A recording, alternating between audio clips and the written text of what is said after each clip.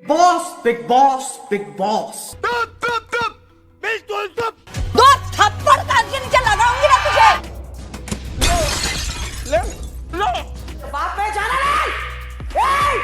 चिल्ला रहे बाप का बोला नहीं। चिल्लाओ नहीं, बाप का बोला नहीं। किसी के बाप नहीं बोला, समझे क्या? प्रॉमिस लग रहा है आपको कि मैं ये कंटेंट के लिए कर रहा हूँ। मैं भाड़ में गया कंटेंट। जो हरकतें हो रही हैं घर के अंदर, आप लोग बोल रहे हैं और वो ही हम दिखा रहे हैं। किसी को नीच बोलना है, चप्पल मार के निकल जाऊंगी। सबको नल्ला बुलाना, मैं यहाँ बंद करो हाथ जोड़ के। मैं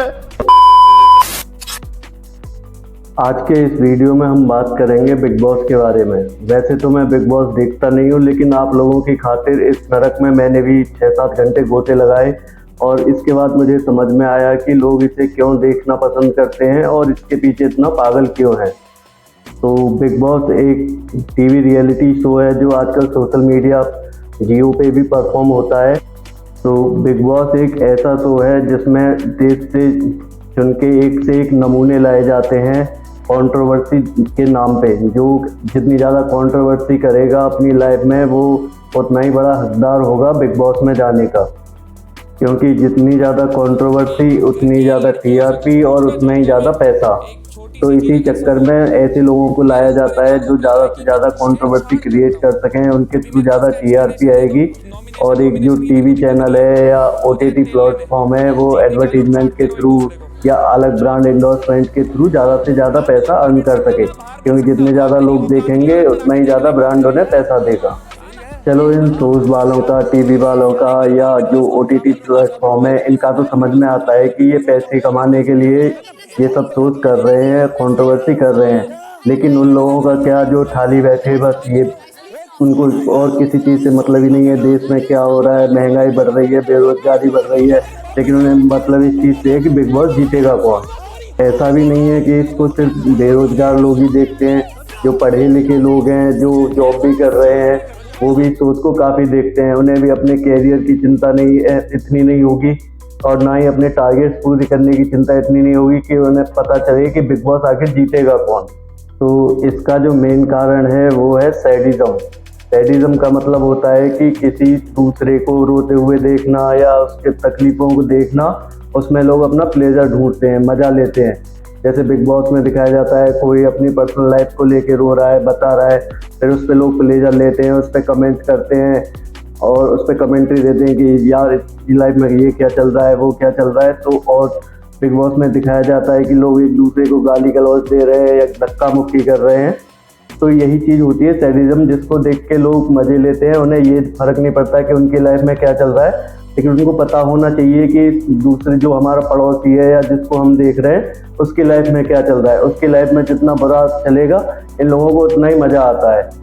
और इसी कारण बिग बॉस में कुछ टास्क भी ऐसे दिए जाते हैं, जैसे कि किसी के शरीर पर मिर्ची लगाना या फिर किसी को पट्टा पहना के घुमाना कि उससे दर्द हो और दूसरे लोगों को उससे खुशी मिले। तो यही चीज़ें लोग देखते हैं। और इसका दूसरा एक बड़ा कारण और है, वो है वॉयरिज्म। वॉयरिज्म का मतलब ये होता है कि लोग देखना चाहते हैं कि दूसरे की डेली रूटीन में, डेली लाइफ में क्या चल रहा है। जैसे कि लोग डेली ब्लॉग्स भी देखते हैं, बहुत से लोगों के ब्लॉग देख के ही खुश हो रहे हैं कि वाह आज इसने कार खरीद ली, आज इसने अपने कुत्ते के लिए पट्टा खरीद लिया, आज इसने नया कुत्ता खरीद लिया, आज ये अपने खेत में हगने चला गया, नहाने चला गया। बस यही चीज़ें देख रहे हैं और इसी चीज़ में उनको प्लेजर मिल रहा है, मज़ा आ रहा है। तो इसी वजह से ये शो पैसा कमा पा रहे हैं। ऐसे जो ब्लॉगिंग चैनल है वो चल रहे हैं, उन सबको मज़ा आ रहा है। अब बात आती है कि ये शो, जो रियलिटी शो अपने आप को कह रहे हैं बिग बॉस जैसे शो, ये आखिर में रियलिटी बेस्ड होते भी हैं या स्क्रिप्टेड होते हैं। तो होते तो ये देखो स्क्रिप्टेड ही हैं, अगर लेकिन जो रियलिटी में ये दिखा रहे हैं तो उसमें फ़र्क करना काफ़ी मुश्किल हो जाता है। मैं इसका एक एग्जांपल देता हूँ। जैसे आपने WWE की फाइट्स देखी होंगी, तो वो भी आपको रियल लगती हैं। एक्चुअली में वो भी एक तरह से फिक्स होती हैं। उसमें मारने का तरीका कि मुक्का कहाँ मारना है, कैसे मारना है और कि ज़्यादा चोट ना लगे या ज़्यादा दूसरे अपोनेंट को परेशानी ना हो। तो वो जैसे कि मैं एक एग्जाम्पल देता हूँ, यहाँ से मारा, यहाँ से निकाल दिया, तो वो भी एक जस्ट एक फिल्म की शूटिंग की तरह ही होता है। और इसी तरह फिर बिग बॉस भी है, क्योंकि उनको टास्क ऐसे दिए जाते हैं कि उसकी वजह से उनके जो इमोशन है, जो वो नहीं चाहते वो भी बाहर आ जाए। वो एक दूसरे को गाली गलौज करें, धक्का मुक्की करें। वरना आप खुद सोच के देखिए कि एक घर है जहाँ पे 100 कैमरे लगे हैं और आपको भी पता है कि यहाँ पे 100 कैमरे लगे हैं और आपको करोड़ों लोग बाहर देख रहे हैं, तो क्या आप अपनी जो रियल इमेज है वो बाहर ला पाओगे? या खुद से कोशिश करोगे भी कि मैं अपनी जो रियल इमेज है वो प्रिडिक्ट करूं? लेकिन ऐसा नहीं कर सकते, क्योंकि आपको वहाँ पे यही प्रिडिक्ट करना होगा कि आप कितना अच्छे हैं, कितना आप वहाँ से व्यूज और ला सकते हैं, लोगों की सिंपैथी पा सकते हैं। तो लोग वही एक्टिंग करते हैं, ना कि ये रियलिटी बेस हो गया। तो अब बात आती है कि बिग बॉस से हमें नुकसान क्या है। नुकसान ये है कि एग्जाम्पल लो कि आप अच्छा खाते हैं, हेल्दी खाते हैं, जिम जाते हैं, तो आप अपने शरीर को फिट रखते हैं।